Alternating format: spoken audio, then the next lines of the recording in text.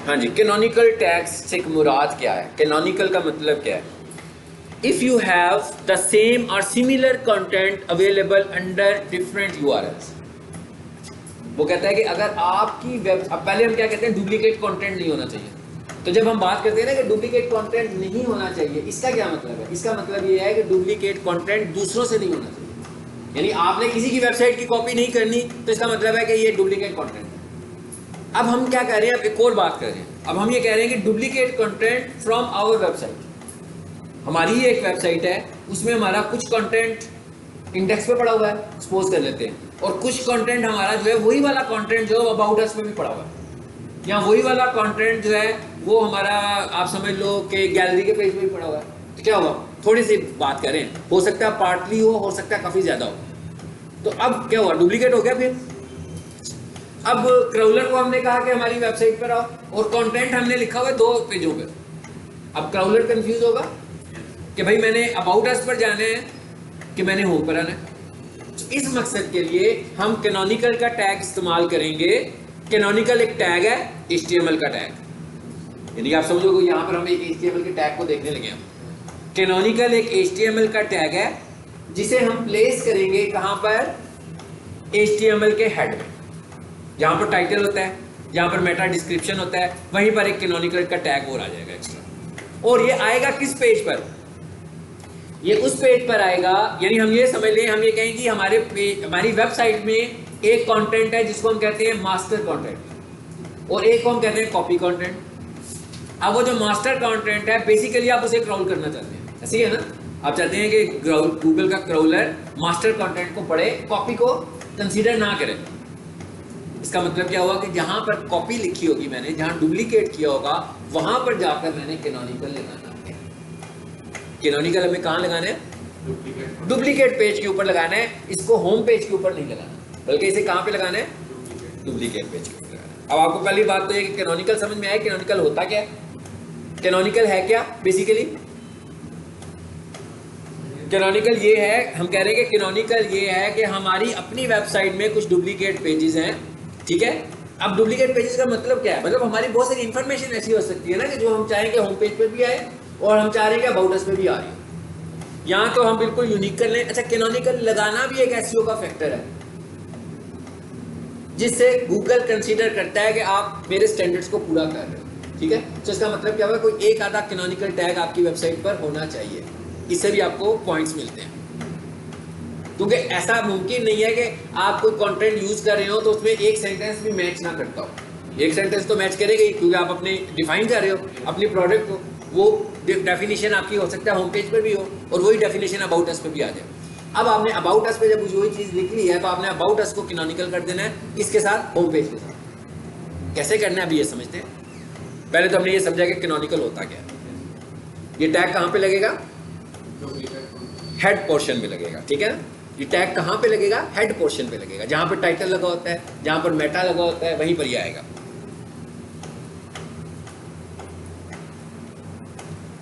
चलिए इसको थोड़ा सा बड़ा कर देता हूं। पहले तो ये टैग समझ लें क्या है जी। लिंक, यानी टैग कौन सा है? लिंक का टैग है। कहां लग रहा है? HTML के हेड में लग रहा है। टैग कौन सा है? लिंक का टैग है। किस लिए इस्तेमाल हो रहा है? ये लिंक अगर आपको याद हो तो हमने फेविकॉन में भी यूज किया था ना? फेविकॉन इमेज लगाया था, वो भी लिंक ही लग रहा था, उसमें भी लिंक लग रहा था, यहाँ पर भी लिंक लग रहा है, ठीक है? लेकिन यहाँ से इसका अगला एट्रीब्यूट चेंज हो रहा है। अगला एट्रीब्यूट क्या है? REL। REL stands for relation. REL stands for relation. Relation क्या है जी? कैनोनिकल। मतलब हम एक लिंक क्रिएट करने जा रहे हैं, बेसिकली तो लिंक ही बना रहे हैं ना। हम कह रहे हैं अबाउट अस के पेज के ऊपर आ गए हो, इसको ना रीड करो। क्राउलर को ये कह रहे हैं इसको ना रीड करो। किसको रीड करो? होम पेज को रीड करो। तो हमने कहा link relation equals to canonical. अब आगे क्या आना है? उस वेबसाइट का नाम जिसको रीड करना है। तो बेसिकली वेबसाइट तो हमारी ही है। हम क्या लिखेंगे? href:/https:/index.html for example. इसके नीचे एग्जाम्पल और आती है, ये देखिए। पता लग गया कैसे? Link relation equals to canonical, href equals to ये वेबसाइट का नाम स्लैश वेब पेज का नाम। यानी HTML फाइल का नाम लिख दिया हमने। अच्छा कहते हैं इस तरह लिखना है आपने इसको HTTPS के साथ। अगर आप इसको इस तरह लिखने की कोशिश करेंगे, भाई कोई बात नहीं है तो वहीं पर, मतलब बात तो कोई नहीं ना, उसी वेबसाइट पर है ना, तो हम अपनी वेबसाइट का नाम नहीं लिखते तो ये गलत है, ठीक है। इस तरह नहीं लिखना आपने, बल्कि आपने पूरा URL लिखना है। जी आगे क्या लिखा हुआ है? यूज वन कैनोनिकल टैग पर पेज। हर पेज के ऊपर हमें एक कैनोनिकल इस्तेमाल करना है, ठीक है। एग्जाम्पल भी आ गई।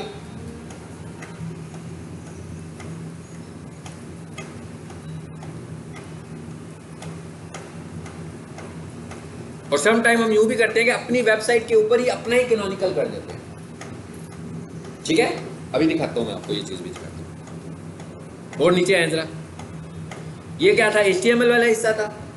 अब आ गए हम वर्डप्रेस की वेबसाइट पे। ये वर्डप्रेस की वेबसाइट में क्या चीज है, याद रखें, वर्डप्रेस की वेबसाइट में कोडिंग तो अंदर आएगी ना, मेन पे तो कोडिंग नहीं होती है। मेन पे तो आप ग्राफिकली काम कर रहे होते हो, तो उसमें SEO करने के लिए हम क्या करते हैं? SEO के प्लगइन्स इंस्टॉल करते हैं। सो आप ये समझोगे, ये वाई का निशान बना हुआ है, इस प्लगइन का नाम है योस्ट। अब ये जो प्लगइन्स होते हैं ये पेड भी होते हैं और फ्री भी होते हैं। तो आपको भी अंदाजा है कि जब हम कोई पेड टूल इस्तेमाल करें, ये सॉफ्टवेयर यूज़ करें, तो उसमें ज़्यादा फीचर्स होते हैं, और जब फ्री यूज़ कर रहे होते हैं तो उसमें कम फीचर्स होते हैं, ठीक है। तो ये SEO का प्लगइन हमने यूज़ किया, तो हमने इंस्टॉल किया हुआ है इसको, SEO में आ गए। ये मैं आपको बताऊंगा, वर्डप्रेस का इंटरफेस समझाऊंगा, फिक्र नहीं करनी आपने जी। उसके बाद एडवांस में आएंगे और नीचे आ जाए, ये लिखा हुआ है कैनोनिकल। अब यहाँ पर आकर कोड नहीं लिखना, यहाँ पर आकर क्या लिखना है? ये जो आगे लिखा है ना HTTPS, ये वाला जो पार्ट है ना जहाँ पर आपने URL दिया हुआ, आपने यहाँ पर आकर सिर्फ क्या कर देना है? वो वाला URL पेस्ट कर देना है यहाँ पर। समझ आ गई बात की? यहाँ पर टैग लगाना ही नहीं है। टैग कहाँ लगेगा? HTML की कोडिंग में लगेगा, ठीक है। लेकिन जब हम वर्डप्रेस में जाएंगे तो मैं आपको वहाँ पर भी ये बताऊंगा कि वहाँ पर भी हम कोडिंग के थ्रू भी ये काम कर सकते हैं, ठीक है। वहाँ पर कोडिंग के थ्रू भी कर सकते हैं और इस तरह भी कर सकते हैं, दोनों तरीकों से हो सकता है। एक टॉपिक खत्म हो गया हमारा कैनोनिकल का। जरा उसमें है, जरा मेन वेबसाइट पे देखिए, जरा इसमें कैनोनिकल है,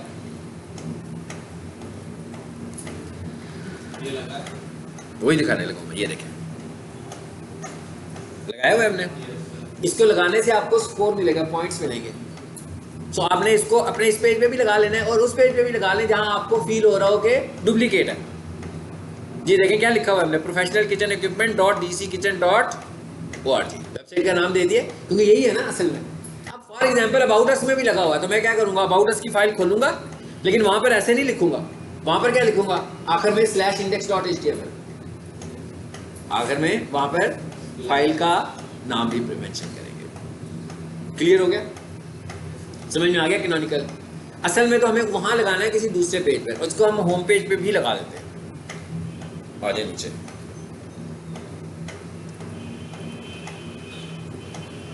अच्छा आगे देखें जरा क्या लिखा हुआ है। एक और आ गया मेटा। जैसे मेटा डिस्क्रिप्शन देखा था पिछली क्लास में, एक और मेटा है, इसको हम बोलते हैं नो इंडेक्स। अच्छा ये मेटा नो इंडेक्स का मतलब क्या है, समझा देता हूं आपको। The no index directive is an often used value in meta tag। कहते हैं जी नो इंडेक्स का जो डायरेक्टिव है ये क्या यूज करते हैं, ये भी आप काफी दफा मोर फ्रीक्वेंटली इस्तेमाल करते हैं, ठीक है। क्यों इस्तेमाल करते हैं? That can be added to the HTML source code of a web page to suggest to search engines not include the particular page in list of search results। यानी अगर मैं ये चाह रहा हूँ कि भाई तुम क्राउल कर रहे हो मेरे वेबसाइट को, लेकिन मेरा ये वाला जो पेज है अभी फिलहाल मैं इसको अपडेट करने लगा हूँ, तो इसे क्राउल, इसे इंडेक्स ना करो, इसको इंडेक्सिंग में शामिल ना करो। तो अब हम करेंगे जिस पेज को हमने इंडेक्सिंग में शामिल नहीं करना, उस पेज के हेड में जाकर ये कोड पेस्ट कर देंगे। और ये किसके लिए ज्यादा इस्तेमाल होता है? गूगल के लिए इस्तेमाल होता है।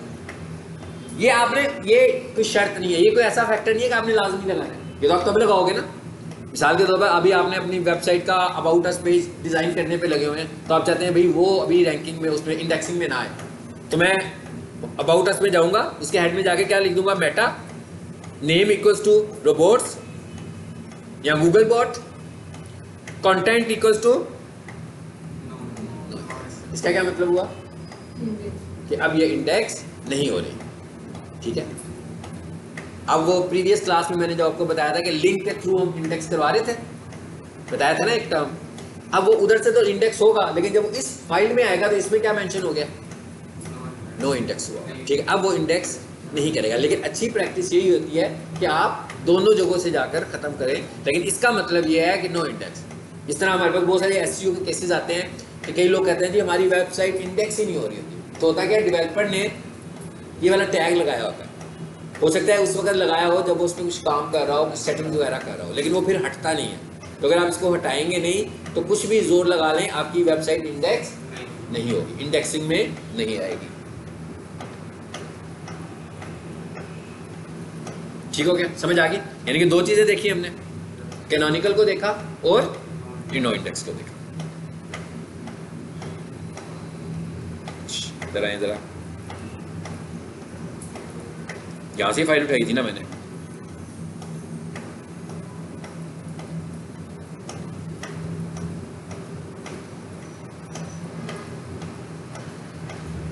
ये किसमें है, गज वाले में है।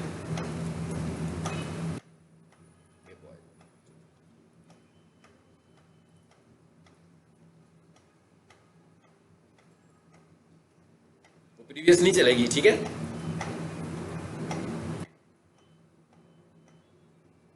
देखें चल रही है कि नहीं चल रही प्रीवियस वाली, ये करप्ट हुई है, ठीक है, इसमें कोई इशू था इसलिए चल नहीं रही। ओके, आगे आ जाते हैं।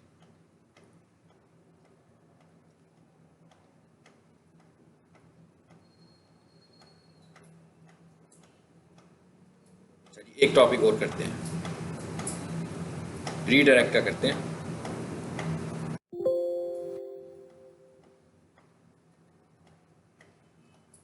स्कीमा आ रहा है, टेक्निकल आ रहा है, ट्रांसपोर्ट, लिंक जूस, बल्कि ये देख लेते हैं आज। ये क्या है जी, 404। प्रीवियस क्लास में भी इसके मतलब मैं आपको कुछ बता रहा था, ये भी मैंने भेज दिया यहाँ पे।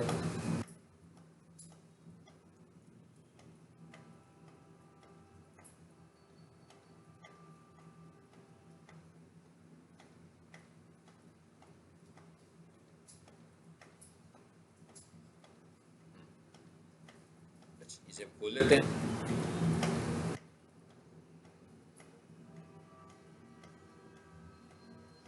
हाउ टू फाइंड एंड, अब देखिए एक टर्म है, जब आपको मैं आखिरी असाइनमेंट दूंगा तो मैं आपसे कहूंगा भी एक वेबसाइट की का ऑडिट करो। अब वेबसाइट का ऑडिट करने से क्या मुराद है? जैसे ऑफिसेज में ऑडिट होता है ना, ये पता लगता है कि भाई कोई फाइनेंस में कुछ इशू तो नहीं किया हुआ किसी ने, ऑडिट हो रहा होता है, ठीक है।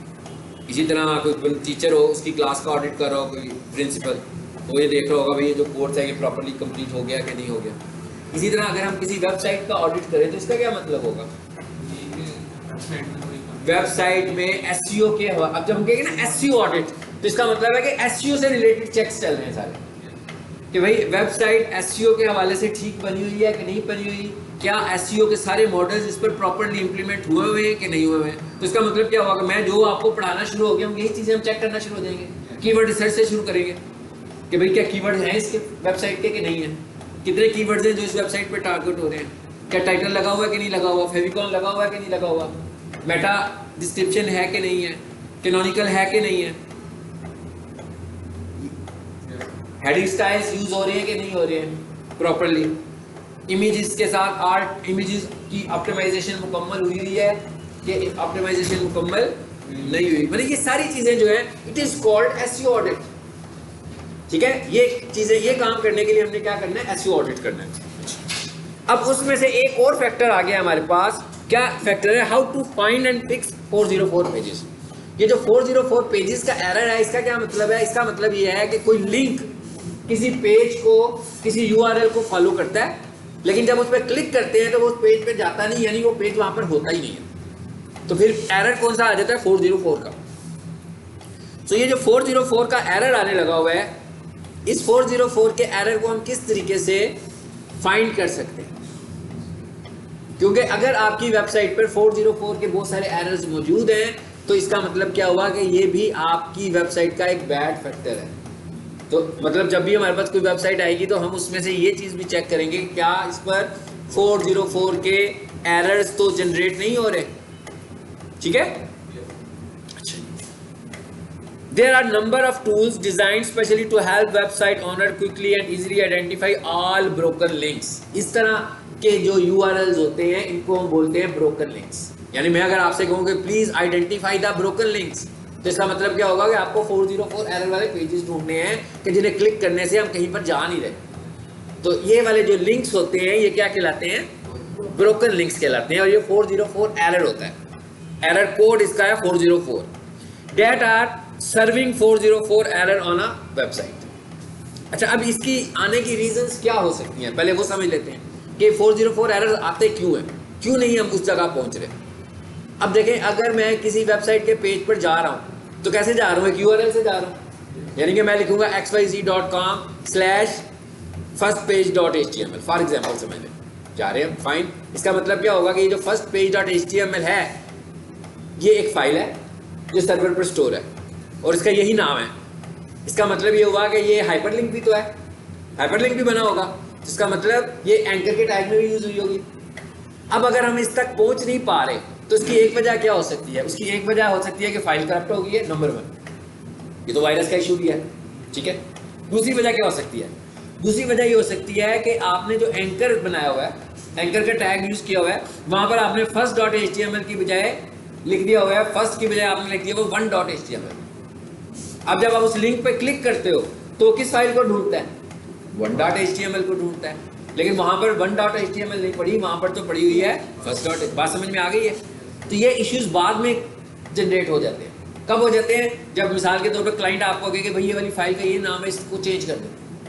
अब आप जब चेंज करें तो आपने देखना है कि इसका रेफरेंस कहाँ कहाँ है, उन सारे रेफरेंसेस को भी चेंज करना। मिसाल के तौर पर कुछ 6 महीनों के बाद मैं अपनी अबाउट अस वाली जो वेबसाइट है, पेज है, उसका नाम अबाउट अस की बजाय मैं अबाउट कर देता हूँ। ठीक है, नाम चेंज कर दिया फाइल का, लेकिन वही वाली फाइल के जो हाइपर लिंक्स हैं वो कोई 18 हाइपर लिंक्स लगे हुए हैं उस पूरी वेबसाइट में। और इसका मतलब क्या होगा? उन 18 के 18 हाइपर लिंक्स में फाइल का नाम क्या आ रहा होगा? About us. इसका मतलब क्या होगा? मुझे उन 18 लिंक्स में जाकर भी उसका नाम चेंज करना है। It is the way to resolve. अच्छा, अब ये तो समझ में आ गया रिजॉल्व ऐसे होगा, लेकिन चेक कैसे होगा? ये मुश्किल काम। चेक कैसे होगा? मिसाल के तौर पर एक वेबसाइट है, उसके अंदर 10 URL है, बहुत ईजी है चेक करना, एक एक करके भी चेक कर सकते हैं। एक वेबसाइट है, उसके अंदर 200 URLs हैं, 300 URLs हैं, 400 URLs हैं, मुश्किल हो गया ना काम। एक एक करके तो चेक नहीं करेंगे, ये तो काम लंबा पड़ जाएगा। अब क्या करेंगे हम? अब हमें कोई टूल ऐसा चाहिए जो पूरी वेबसाइट में से हमें ऐसे URLs निकाल कर दे दे कि भाई ये वाले URLs 404 का एरर बना रहे हैं। इसके लिए हमें टूल्स की जरूरत है, और ये टूल्स हमें बाय नहीं करने पड़ते, ये टूल्स हमें फ्री में मिल जाएंगे। ठीक है जी, कैसे मिल जाएंगे? ये वाली फाइल मैंने आपसे शेयर की है कि नहीं भेजी? अभी मेरा ख्याल है भेज दी है, आ रही है ना? ये इसके अंदर ये जितने भी अंडरलाइन आ रहे हैं ये सब लिंक्स ही हैं। इस लिंक से भी आप कर सकते हो, ये ब्रोकन लिंक्स चेकर है, इस पर जाओ। Ahref जो है सबसे स्ट्रॉन्ग टूल है SEO के हवाले से, हाँ, लेकिन ये एक्सपेंसिव टूल है, इसके बहुत कम फीचर्स हैं जो फ्री हैं। मोस्टली इसके फीचर्स होते हैं वो पेड होते हैं, ये अच्छे खासे डॉलर्स में मिलता है, यानी कि हम अफोर्ड नहीं कर सकते इसे बाय करना। तीसरे नंबर पर क्या आ रहा है? Dead link checker. आप इनमें से किसी को भी यूज कर लो। फिलहाल मैं इस पर क्लिक करने लगा। ये तीनों टूल्स फ्री हैं, इस काम के लिए फ्री हैं। लिंक चेक करने के लिए ये फ्री ऑफ कॉस्ट है। जैसे मैं इधर आता हूं और यहां आकर मैं लिख लेता हूं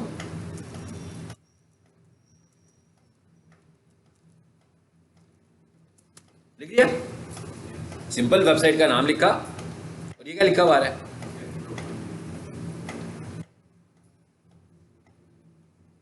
कहता है सब डोमेन में भी जाकर चेक करो। कहता है डोमेन इंक्लूडिंग सब डोमेन्स, बताया ना आपको, सब डोमेन्स भी बन जाते हैं। कहता है अंदर भी जाकर चेक करूंगा। ओके,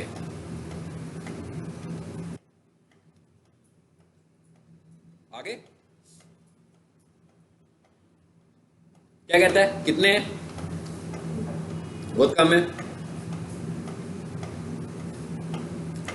लिस्ट भी आ रही है।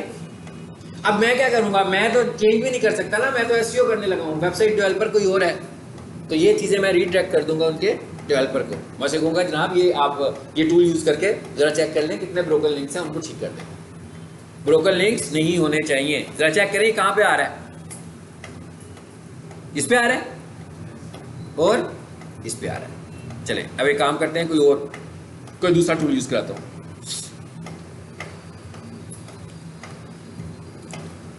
और वेबसाइट चेंज करते हैं।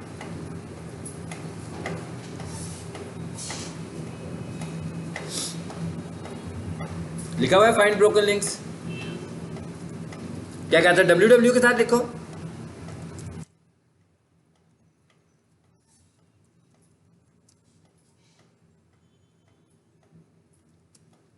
मैंने वेबसाइट चेंज कर दी है। कह रहे कोड लिखें R6, इसे क्या बोलते हैं पता है ना, कैप्चा बोलते हैं इसे। R6 C5 और V।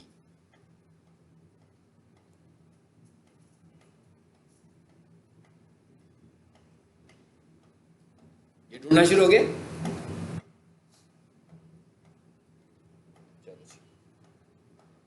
कैनोनिकल पढ़ा है हमने, कैनोनिकल के साथ हमने क्या पढ़ा, मेटा नो इंडेक्स, और उसके बाद अभी हमने देखा है रीडायरेक्ट। जी क्या कहता है, कह रहा है इस पे कहता है ये वाला जो पेज है ना, इस पे क्या आ रहा है, टाइम आउट आ रहा है, ये रिस्पॉन्ड ही नहीं कर रहा। और इस पे क्या आ रहा है, ये भी नहीं होना चाहिए, टाइम आउट आने लगा हुआ। इसको भी चेक करें कि इस पे टाइम आउट क्यों आने लगा हुआ है, ठीक है।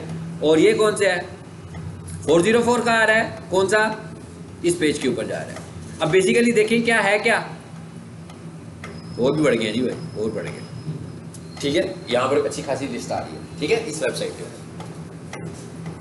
और ये चेक आपने एक से ज़्यादा वेबसाइट से करना है, ठीक है। हो सकता है कि कोई एक टूल एग्जैक्ट शो ना कर रहा हो, ताकि एक से ज़्यादा से करोगे तो आपको पता लग जाएगा कि एग्जैक्टली उधर भी यही था और इधर भी यही है, ठीक है। तो ये आपका टाइम सेव करेगा। ये अभी तक मेरा ख्याल है प्रोसेस्ड 90 वेबसाइट्स अभी चल रहा है। क्लियर हो गया ये। चले एक आखिरी टॉपिक के साथ देखते हैं वो क्या है। मैं बार बार टर्म यूज करता हूँ भाई, वेबसाइट का ऑडिट करना है, ऐसे ही है ना। यानी कोई भी बंदा मुझे कहेगा ना एसईओ करनी है, तो मैं ऐसे कहूँगा हाँ जी मैं पहले आपकी वेबसाइट का ऑडिट करूंगा। ऑडिट करके आपको बताऊंगा कि इसमें क्या क्या हुआ है, क्या क्या होने वाला है, कौन से कीवर्ड्स आपको यूज करने चाहिए, आपसे कीवर्ड लूंगा और फिर आपको बजट बताऊंगा। और एसईओ ऑडिट का जो फ्रीलांसिंग वेबसाइट्स होते हैं उनके ऊपर सिर्फ लोग एसईओ ऑडिट का भी चार्ज कर रहे होते हैं कि भैया आपने एसईओ ऑडिट करवाना है तो हमसे करवा लें, हम इतने पैसों में करेंगे। काम करवाना है वो दूसरी बात हो जाएगी। एसईओ ऑडिट में सिर्फ पहले मरले में हम बताएंगे। जैसे आप किसी के पास गाड़ी लेकर चले जाएं और उसे कहें हाँ भाई क्या क्या चीज़ ठीक होने वाली है, जरा चेक करो, तो अगर तो वो ऊपर से ही बता देगा कि हाँ भाई ये ऊपर से ये हो जाएगा, ये हो जाएगा, ये हो जाएगा, उसका तो वो चार्ज नहीं करेगा ना। लेकिन आपसे कोई यार मेरे इंजन में कोई मसला हो रहा है, तो वो कहेगा भाई मैं खोल के बताता हूँ आपको। खोलेगा तो बताएगा भाई इसमें ये भी होने वाला है, ये भी होने वाला है और ये काम भी होने वाला है। देखिए इधर मैं क्या लिख रहा हूँ, ऑनलाइन एसईओ चेकर। इसके लिए बहुत सारे टूल्स हैं, लेकिन आप इसको यूज कर लो। आप किसी और को भी यूज कर सकते हैं, लेकिन आप इसको यूज कर ले फिलहाल। किसको, एसईओ चेकर को यूज कर ले। ये काम आप अपने मोबाइल से भी कर सकते हैं, ठीक है। मोबाइल पे लिखें, मैं देखूं पहले मेरे पास इंस्टॉल है कि नहीं है।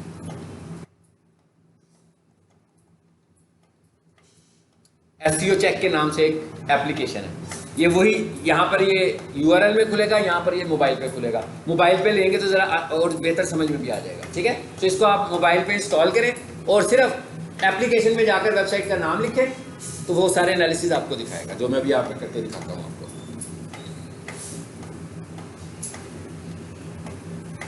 वही वेबसाइट लिखते हैं जी जो मैं आपको दिखाता हूँ।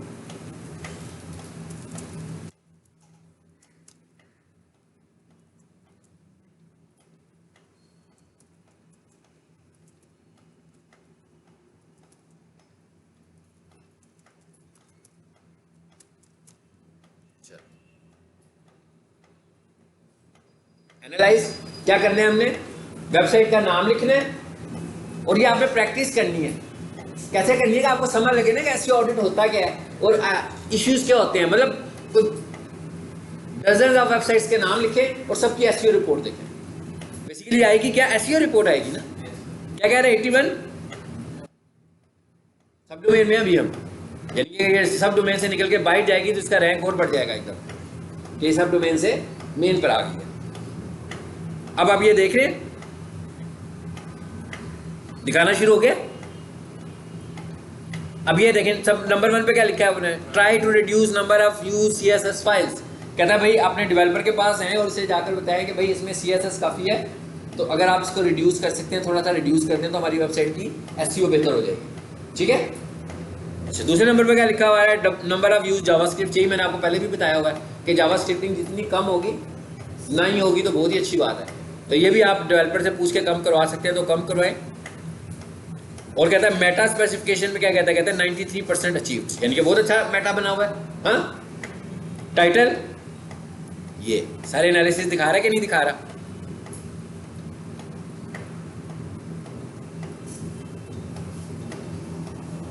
अच्छा ये देखिए यहाँ पर आकर क्या कहने लगा, कहता है भाई आपने क्या किया हुआ है, the specified canonical link points to a different page. कहता है यहाँ पर आकर आपने बताया नहीं हुआ। कैनोनिकल टैग बेसिकली आपने अभी पढ़ा था ना, हमने थोड़ी देर पहले पढ़ा। तो कहता है इसको आप यहाँ पर फाइल का नाम लिख दें तो ज़्यादा बेहतर होगा। ठीक है, ये हमें वो सजेस्ट कर रहा है। अच्छा और नीचे आए, सब चीज़ें ठीक जा रही हैं। रोबोट्स भी ठीक जा रहा है। यहाँ से मुझे कीवर्ड्स का भी पता लग रहा है इसने कौन से यूज़ किए हुए हैं, लग रहा है पता। इस तरह आप कंप्यूटर की वेबसाइट के भी इस टूल के थ्रू जाकर काफ़ी चीज़ें एनालिसिस कर सकते हैं। किसने मेन कीवर्ड ये वाला किया हुआ टारगेट, पता लग रहा है ना मैं किस किस को टारगेट किया हुआ इसने।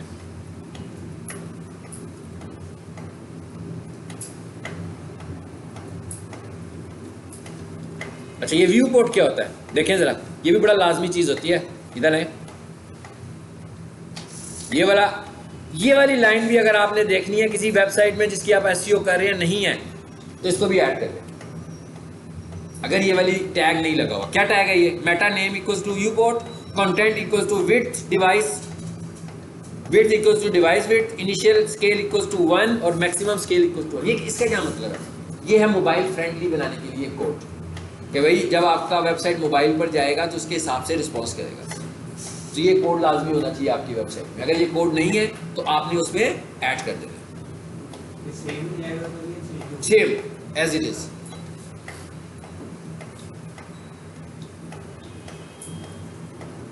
और देखें नीचे कंटेंट क्या कहते हैं, 80% अचीव, फाइन। इसमें बहुत सारी चीजें हमने पढ़ ली हैं, बहुत सारी चीजें अभी हम साथ साथ देख रहे हैं, उनको भी हम देखेंगे। मोबाइल ऑप्टिमाइजेशन में क्या कहने लगा हुआ है, कहता है भाई अगर इसको आप काम कर सकते हो तो अच्छी बात है, जावास्क्रिप्टिंग कम कर लो। बोर्ड के मतलब भी क्या कह रहा है, ठीक है। इमेज एसईओ के मतलब क्या कह रहा है, करेक्टली यूज। इसका मतलब क्या होगा कि इमेज ऑप्टिमाइजेशन बिल्कुल ठीक हुई हुई है। सोशल नेटवर्किंग नहीं हुई हुई, हाँ रेड कलर ऑरेंज कलर में आ रही है। तो अगर हम इनके लिंक्स को शेयर करेंगे सोशली तो ये वाला स्कोर भी इनका इंप्रूव हो जाएगा। HTTPS पर है वेबसाइट, ये अगले लेक्चर में पढ़ेंगे हम HTTPS को। ठीक हो गया।